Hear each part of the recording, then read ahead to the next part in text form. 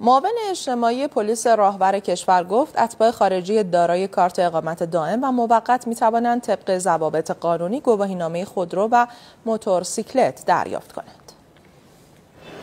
اتباعی که تو کشور ما هستن، اونهایی که دارای کارت اصطلاحاً اقامت موقت یا دائم هستند، در صورت معرفی از پلیس اطلاعات فراجا و همچنین به هر حال سازمان متولی اقامت اتباع در کشور و فرمانداری ها به مدت محدود و به مدت اقامت قانونی که دارن براشون صرفاً گواهینامه پای سوم شخصی صادر میشه و میتونن استفاده کنن و همچنین موتورسیکلت.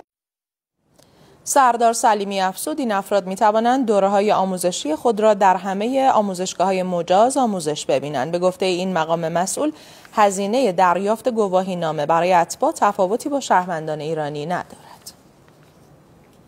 تفاوتی نمیکنه، برابر آیین‌نامه‌ای که وجود داره تفاوتی نمیکنه. مستحضرید آموزشگاه رانندگی هم صنف جدایی دارن، بحث‌های مالیشون، بحث‌های فرآیند کاریشون در اختیار پلیس راهنمایی رانندگی نیست.